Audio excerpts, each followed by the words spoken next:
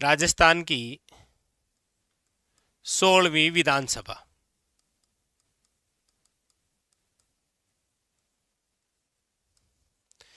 यदि हम राजस्थान की 16वीं विधानसभा की बात करते हैं और वो भी उपचुनाव के बाद की स्थिति, वो भी हम किसकी बात करेंगे? उपचुनाव के बाद। उपचुनाव के बाद, उपचुनाव के बाद में क्या स्थिति क्लियर हुई है?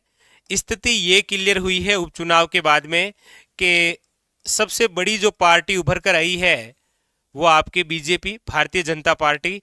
इसकी कुल सीटें कितनी हैं? तो याद रखिएगा कोई चेंजमेंट नहीं है, उपचुनाव से पहले भी इतनी है और अभी भी इतनी है, 115 सीटें, याद रखिएगा। कांग्रेस की एक सीट बढ़ोतरी हुई है और कांग्रेस की अब सीटें कितनी हो गई है? याद रखिएगा वो है आपके सामने 70 सीटें। कितनी हो गई है? 70 सीटें। ठीक है।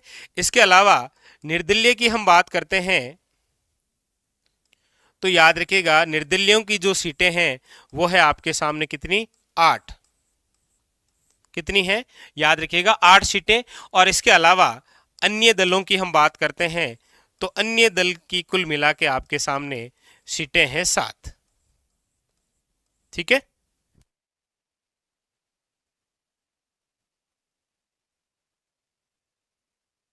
तो राजस्थान की जो 16वीं विधानसभा है, उपचुनाव होने के बाद में ये स्थिति है कि बीजेपी के खाते में 115 सीटें हैं, कांग्रेस के पास में 70 सीटें हैं, निर्दलीय टोटल 8 हैं और अन्य दल याद रखिएगा 7 सीटें। तो आप जानते भी हैं कि हमारे राजस्थान में विधानसभा में कुल कितनी सीटें हैं? तो आप याद रखिएगा कुल सीटें हैं आपके सामने 200 और ये रहा आपके सामने पूरा आंकड़ा। देखिए क्वेश्चन आता है हर बार कि राजस्थान की 16वीं विधानसभा के तहत हाल ही में कितनी बार उपचुनाव हुए हैं? तो अभी गठित हुई है और अभी एक जगह उपचुनाव हो गया। तो ये जो उपचुनाव है ये कहां हुआ? तो याद रखिएगा ये हुआ था आपके कर्णपुर सीट पर। कहां पर हुआ था? कर्णपुर सीट। कर्णपुर जो सीट है वो किस जिले में है? तो याद रखिएगा श्री गंगानगर। श्री गंगानगर जिले की जो कर्णपुर सीट है, इस सीट पर उपचुनाव हुए और ये उपचुनाव कब हुए? तो याद रखिएगा 5 जनवरी 2024 को कर्णपुर सीट पर क्या हुए थे? उपचुनाव। और इस उपचुनाव के तहत, अच्छा पहली बात तो कारण क्या है? तो कारण यह है कि कांग्रेस के जो प्रत्याशी थे ना, कांग्रेस के प्रत्याशी गुरमीत सिंह कुन्नर, उनकी मृत्यु हो गई थी। गुरमीत सिंह कुन्नर की क्या हो गई थी? मृत्यु। इसीलिए आपको याद रखना है कि आपके कर्णपुर सीट का क्या हुआ? उपचुनाव। और इस कर्णपुर सीट के अंदर जो उपचुनाव हुए उसमें कौन कौन प्रत्याशी थे? तो एक तो याद रखना है रुपिंदर सिंह कुन्नर, जो कि आपके कांग्रेस के प्रत्याशी थे, और बीजेपी के प्रत्याशी तो जग जाहिर है, आप सब जानते हैं, वो है आपके सुरेंद्र पाल सिंह टीटी। सुरेंद्र पाल सिंह टीटी, जिनको चुनाव से पहले ही मंत्री बना दिया गया, लेकिन जनता ने इनको एमएलए नहीं बनाया। और जनता ने किसको जिताया? तो रुपेंद्र सिंह कुन्नर को। कांग्रेस प्रत्याशी यहां पर क्या रहे? विजय। देखिए ये बात मैं आपको इसीलिए बता रहा हूं पूरी उपचुनाव की, क्योंकि अभी आगामी 5 साल तक यहां से किसी ना किसी प्रकार से नए नए तरीके से क्वेश्चन बनते रहेंगे आपके सामने कि कर्णपुर सीट जो कि 16वीं विधानसभा के तहत पहली बार उपचुनाव कहां हुए थे? तो कर्णपुर सीट में। कब हुए थे? किन के मध्य हुए थे? ठीक है, वेरी वेरी इंपॉर्टेंट। तो उपचुनाव के बाद में क्या स्थिति है? तो आपके सामने है बीजेपी, कांग्रेस, निर्दलीय और अन्य दल। ठीक है, यहां पर कुछ हम और भी बातें विशेष कर लेते हैं। यहां पर जैसे कि राजस्थान की जो 16वीं विधानसभा है, इस 16वीं विधानसभा के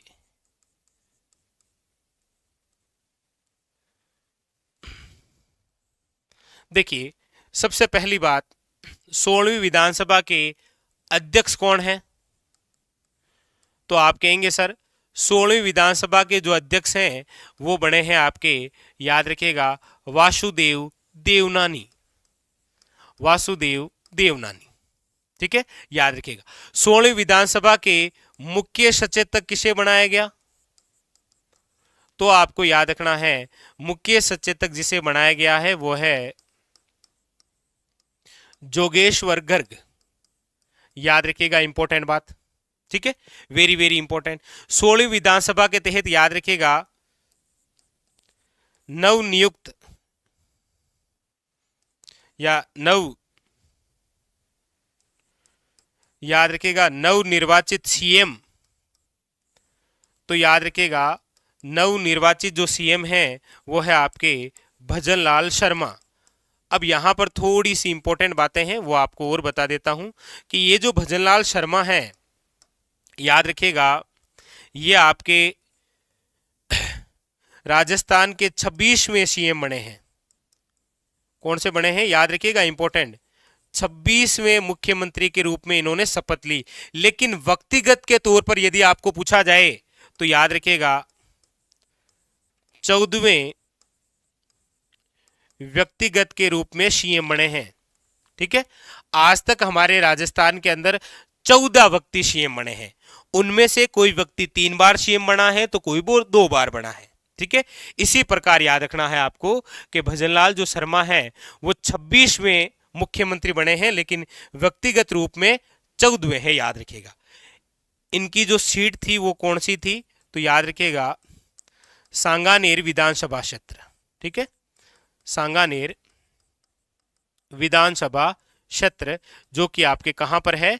जयपुर के अंदर, ठीक है, याद रखिएगा। इसी के साथ में 16वीं विधानसभा के तहत याद रखिएगा और इंपॉर्टेंट ये बात है कि इसी 16वीं विधानसभा के तहत हमारे राजस्थान में 2 उप मुख्यमंत्री भी बनाए गए। 2 उप मुख्यमंत्री, 2 क्या बनाए गए हैं? उप मुख्यमंत्री। कौन कौन? तो याद रखिएगा, एक तो महिला है दिया कुमारी। याद रखिएगा 16वीं विधानसभा में सर्वाधिक मतों से जो विजय है वो है आपके कौन? दिया कुमारी। और दूसरे व्यक्ति जिनको उप मुख्यमंत्री बनाया गया वो है आपके प्रेमचंद बेरवा। तो ये आपके 2 क्या बने हैं? याद रखिएगा उप मुख्यमंत्री, ये बने हैं मुख्यमंत्री, ये बने हैं अध्यक्ष, ये बने हैं मुख्य सचेतक। इसके अलावा और इंपॉर्टेंट बात यह है कि राजस्थान की ये जो 16वीं विधानसभा है, इसके चुनाव होने के बाद राजस्थान के वह व्यक्ति जिनको सर्वाधिक बार एमएलए बनने का गौरव प्राप्त हुआ है।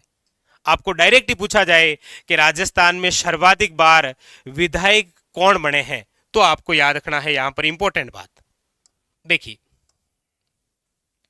सर्वाधिक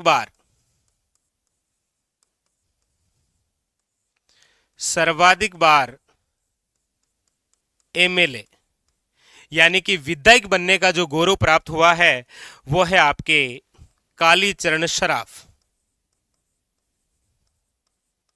याद रखिएगा कौन है?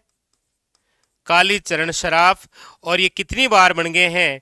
याद रखिएगा 8 बार। कितनी बार एमएलए बन गए हैं ये? 8 बार। तो सर्वाधिक बार एमएलए बनने का जो गौरव प्राप्त हुआ है वो भी किसके है? कालीचरण सराफ को। अच्छा, एक फैक्ट और याद रखिएगा कि जो 16वीं विधानसभा के चुनाव हैं, इस 16वीं विधानसभा चुनाव के तहत कुल कितनी महिलाएं विधायक बनी हैं? तो याद रखिएगा इस 16वीं विधानसभा के तहत कुल 20 महिलाएं विधायक बनी हैं। कुल कितनी महिलाएं विधायक बनी हैं? 20 महिलाएं। ऐसे क्वेश्चन आएंगे आगे चलकर एग्जाम में कि राजस्थान 16वीं विधानसभा चुनाव के तहत कुल कितनी महिलाएं विधायक बनी? तो याद रखिएगा 20 महिलाएं विधायक बनी। अगली बात, आप ये भी जानते हैं कि अब तो मंत्रिमंडल का भी गठन कर दिया गया। कुछ को कैबिनेट बना दिया, कुछ को राज्य मंत्री, कुछ को स्वतंत्र प्रभार मंत्री बना दिया। क्वेश्चन ये भी बनता है कि 16वीं विधानसभा में गठित मंत्रिमंडल में कुल कितनी महिलाएं शामिल हैं? ध्यान दीजिएगा, राजस्थान की 16वीं विधानसभा मंत्रिमंडल में कुल कितनी महिलाएं शामिल है? तो आपको याद रखना है, मंत्रिमंडल में शामिल है केवल 2 महिलाएं। मंत्रिमंडल में केवल कितनी महिलाएं शामिल हैं? 2 महिलाएं। कौन कौन सी 2 महिलाएं हैं? एक तो आपको याद रखना है दिया कुमारी, जो कि उप मुख्यमंत्री भी है और साथ में इनको वित्त विभाग भी मिला है। और दूसरी है आपके नागौर जिले में जायल तहसील एक सीट है, वहां से एमएलए है आपके डॉक्टर मंजू बागमार, याद रखिएगा। तो इस पूरे मंत्रिमंडल में 2 महिलाएं हैं जो कि शामिल हैं, दिया कुमारी जो कि उप मुख्यमंत्री है और साथ में वित्त विभाग भी है, और डॉक्टर जो मंजू बागमार है, याद रखिएगा, जो कि आपके जायल से विधायक हैं। इनको महिला व बाल विकास मंत्री बनाया गया है। ठीक है, तो ये इंपॉर्टेंट बात याद रखिएगा। मंत्रिमंडल में कुल कितनी महिलाएं हैं? 2, याद रखिएगा, इंपॉर्टेंट। ठीक है, हाँ। तो ये 16 विधानसभा उपचुनाव एक जगह, ये इंपॉर्टेंट बात है। और आपके सामने ये अध्यक्ष, मुख्य सचेतक, नवनिर्वाचित सीएम, 2 उप मुख्यमंत्री, सर्वाधिक बार एमएलए, ये सारी बातें।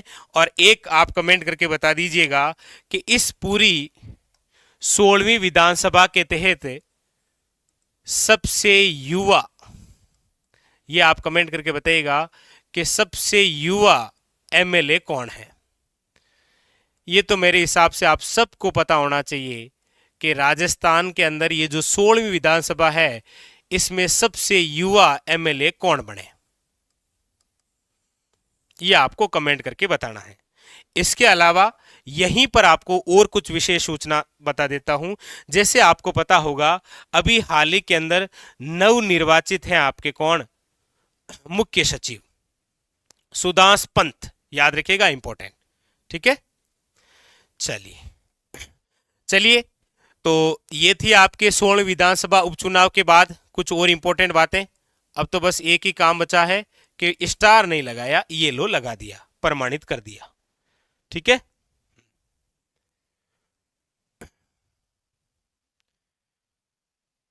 क्लियर? सारी कहानी समझ में आ गई? उपचुनाव के बाद क्या क्या स्थिति है, किस प्रकार से है।